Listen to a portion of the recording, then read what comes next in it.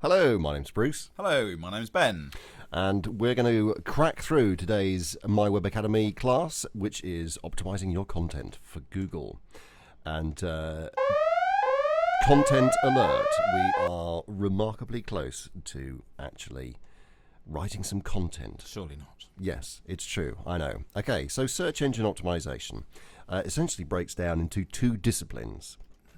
There is optimizing the page, also known as On-page optimization.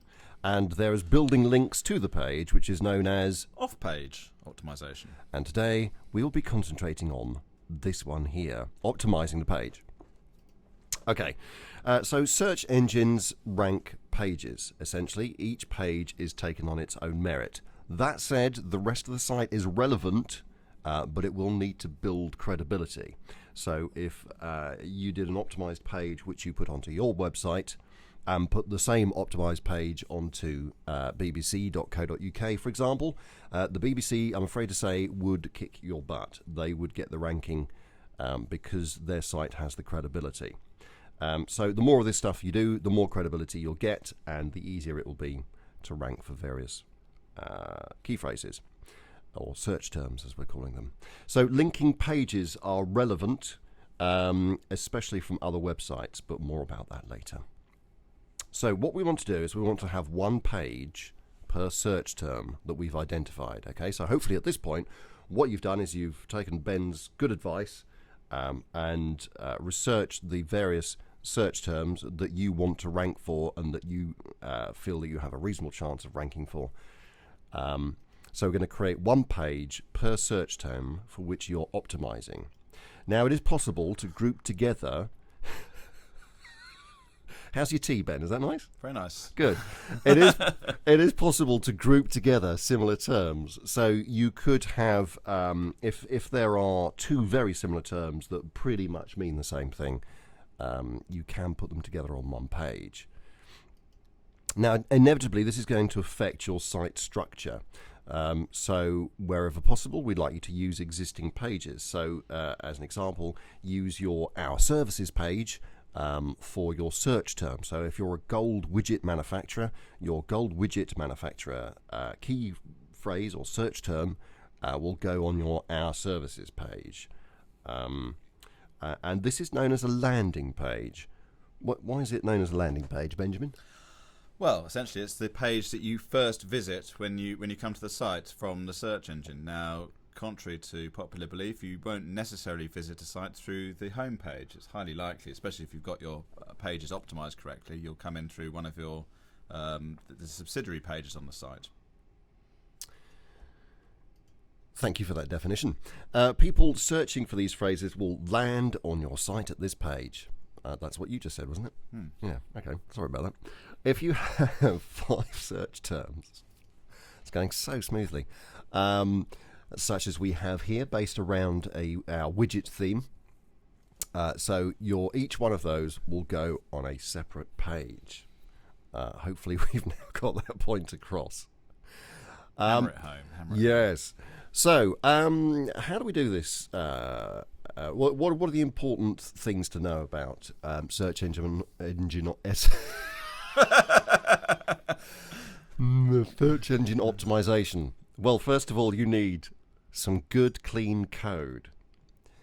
What does that mean exactly? We'll look at that in more detail.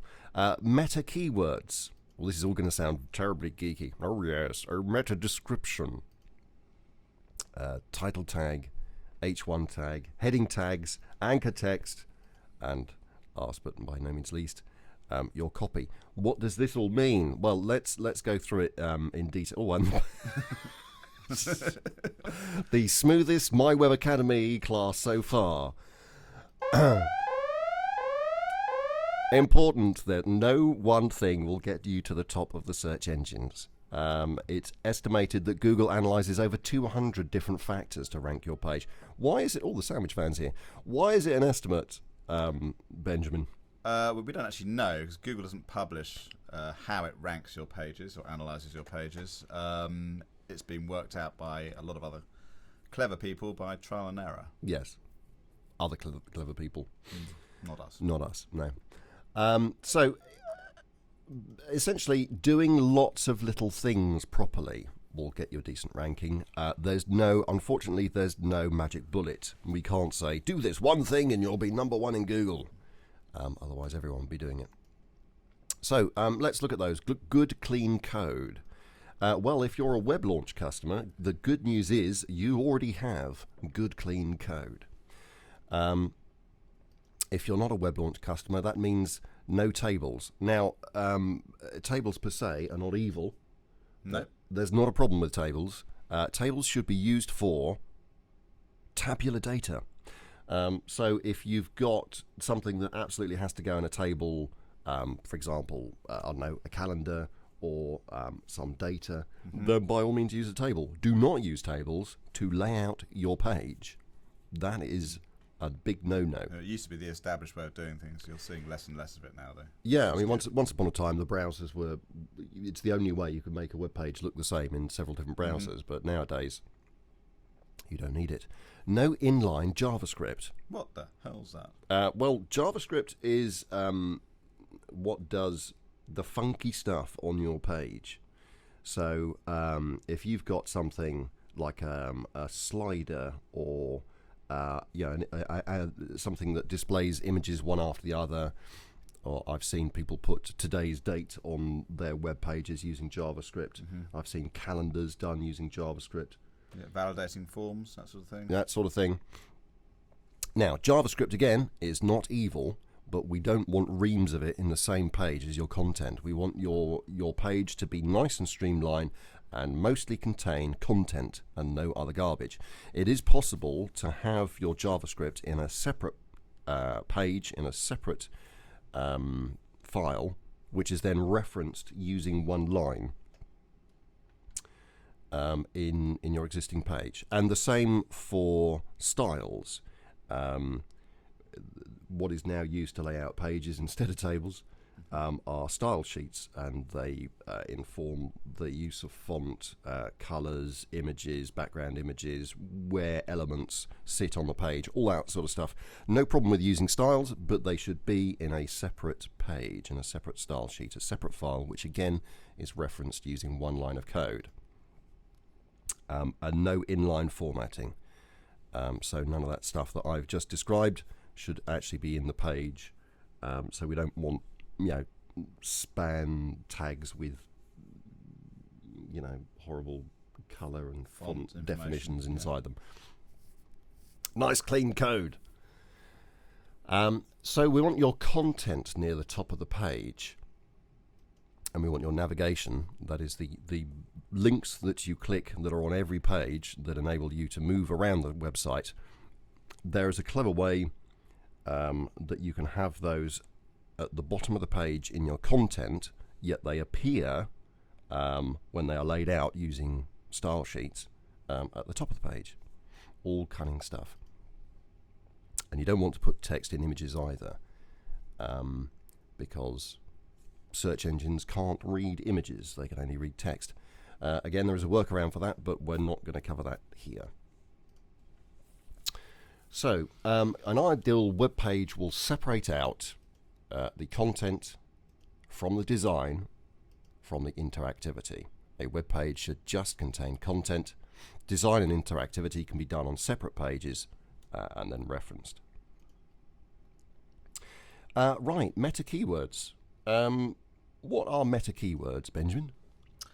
Meta keywords were used in the very early days of the internet so that you could describe your page to the search engine. So they don't appear visibly in your page. The human being visitor can't see it, but the search engine can. However, they're not used anymore because they were very much abused by early webmasters and search engine optimization people, and Google ignores them now. In fact, we recommend you don't put them in there at all, because it's the best way of identifying what search terms you're targeting to your competition. So leave them out and forget about them. Meta description. This is also contained in the document head, which is this invisible bit which is not rendered to the screen, but is read by the search engines. Now, this bit, the meta description, this is displayed in the Google results. So if we have a look at a Google page, this bit here, I Googled My Web Academy, which I hear is an excellent and informative set of tutorials. And look, there it is at number 1. And there it is at number 1. So this bit that's ringed with the red circle here, this is the meta description from the My Web Academy page. Now, there is an important thing to note about this, isn't there? Is that if you don't have a meta description, that's right. Google will select some text at random. Well, not at random, but you won't have any control over what it puts in there. Just select some text from somewhere in your page. It may not be the best bit of text to display there. So always fill in your meta description, and you retain control of that.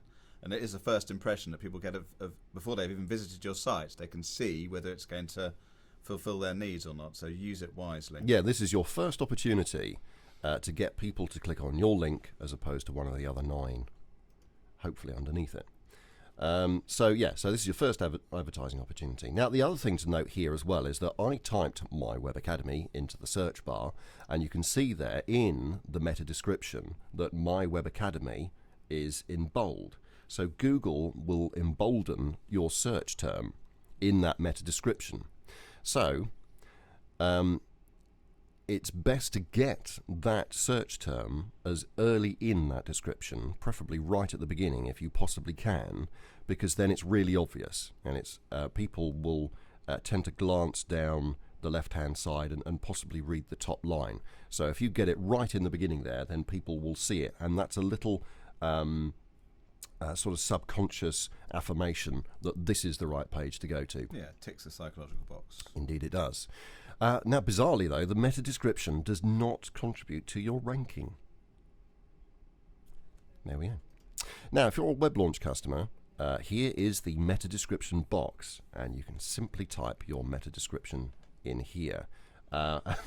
We've got a little debate as to the number of characters that you can use. I said 140, Benjamin says it's 170. 165, 170, I think. Yeah. Something like that. Okay, if you use any more than that, Google won't display it, and you'll just get a ...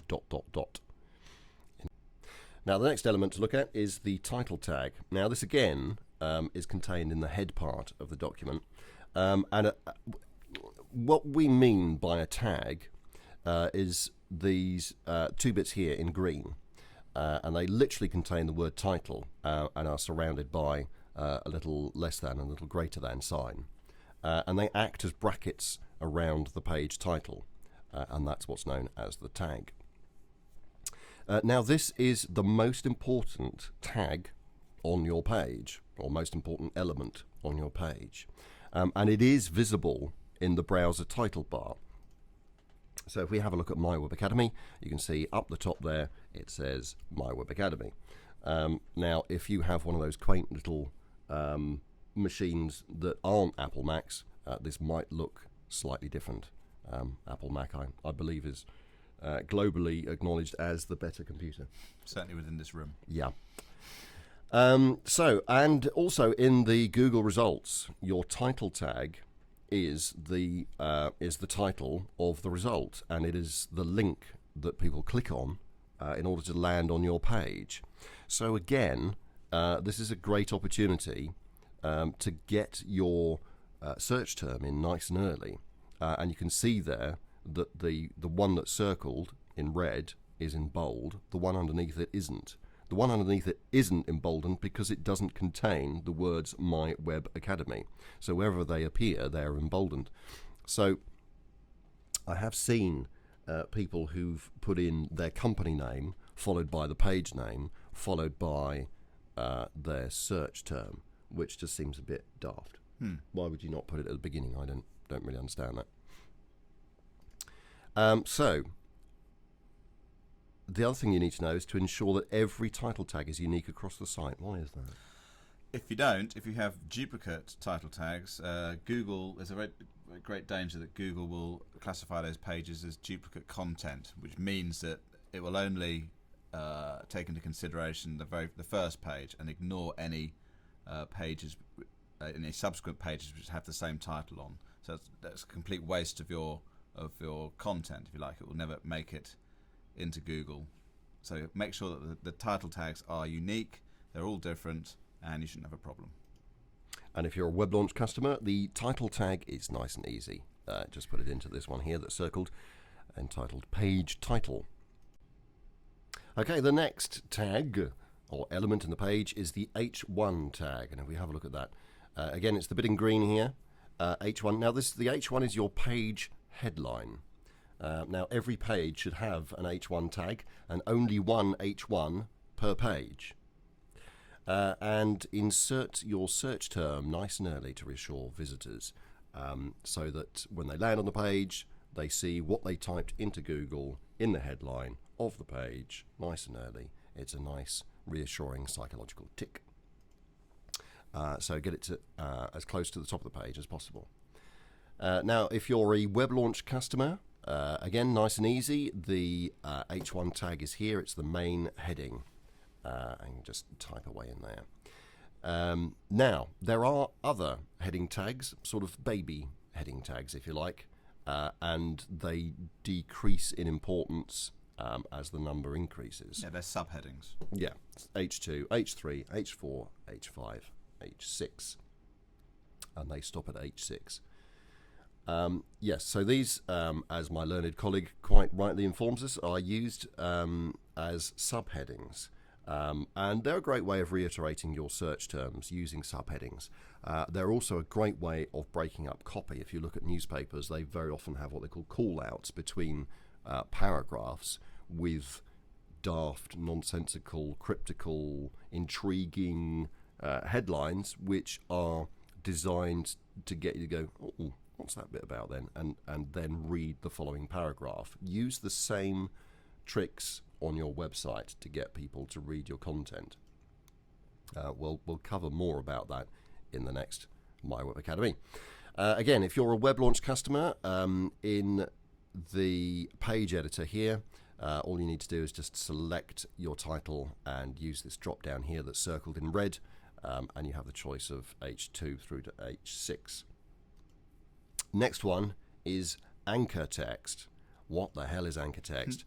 Anchor text is the text that forms the link. So it's the actual bit of text that you click on to go to another page. And if we go back to the Google results, you can just see, even on just that little bit there are 4 links there, 4 different places that you can click on a Google results page.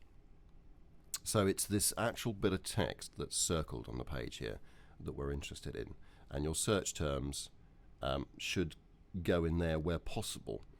But here's the thing, they don't go on your optimized page, they go on other pages in your website. So wherever you reference that search term elsewhere on the website, make a link and make that link point at your optimized page. And ideally what we also want to do is to solicit links on other pages, on other people's websites elsewhere on the internet. And the reason for that is that each one of these to Google is a little vote of confidence. So the more you have of these, the greater the confidence in that page for that given search term.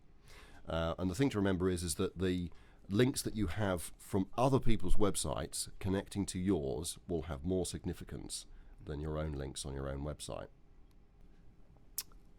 So on your other page, if you have a link where you talk about blue widgets, you create a link to your blue widgets page. However, what you do not do is have the phrase click here, because that's not really very descriptive, is it? It's not describing your key phrase. It's not particularly helpful for someone who's got a screen reader. When they ask it to list the links on the page, it will simply go click here, click here. It's an important point to make that click here. Thank you. It is actually describing, as much as the content on the page is describing the page to Google, the content and the anchor text of pages linking to that page also describe it. And if you don't believe me, go and type click here into Google and you'll see how important anchor text is, the number of results it brings up. There'll be millions, billions probably. So the correct way to link to our blue painted widgets page on another page, and here is such another page on the left, link to blue painted widgets. So where you actually described the thing, that your search term, blue painted widgets in this case, you make that the link, and then that points to your optimized page. And such links on other people's websites pointing at yours are dynamite. Okay then. Another word on web launch. If you are a web launch customer and you have the SEO module, the SEO module will do all this for you automatically. You don't have to worry about it. You just have to tell it which search terms are relevant for which page, and it will do the rest for you. Right, copy. Now, opinion is divided on the number of words. And again, this goes back to what Ben was saying earlier, is that nobody really knows how Google works and how it ranks pages. Estimates I've seen vary from 300 words to 1,000 words. We tend to aim for around 500, but frankly don't get too hung up on it. No. So don't use your search term artificially and repeatedly. Write naturally. If you get the opportunity to use your search term instead of a pronoun, such as it, or a more generalized term such as our service, then do so. But do remember that your page has to appeal to search engines and humans. There's no point in bringing thousands of people to your web page if you sound like an idiot when they get there. And I would say write for human beings first. Get that right. Make sure it works for the human audience. And if you get that right, the search engines will take care of themselves. And another opportunity to use your search term is to actually put it in the name of the page, so the actual file name. And again, this is made nice and easy for you in Web Launch, because when you create a new page, you simply type the name you want to give it into this box here. Web Launch will then turn it into a nice URL-friendly file name. Okay, so that's your crash course in on-page optimization. Next, we're going to look at writing compelling copy, and I promise after that class you can go and write some copy. But for this week, your homework is, for each search term that you previously identified with Ben on the last two classes, I'd like you to go and do the search on Google, have a look at the top 5 sites that are there, and just using what you've just learnt, have a look and see how optimized they are. It'll give you a feel for the competition for that particular key phrase. And you might discover that whilst some of the other pages have great ranking, they haven't used all of the tricks out there that are available to get the ranking. You might also discover that they've done some things that you haven't, that you can borrow. What techniques have they used that you can recycle and apply to your own website? That's it. Thanks for listening. Thank you. We'll catch up with you next week. Bye. Bye.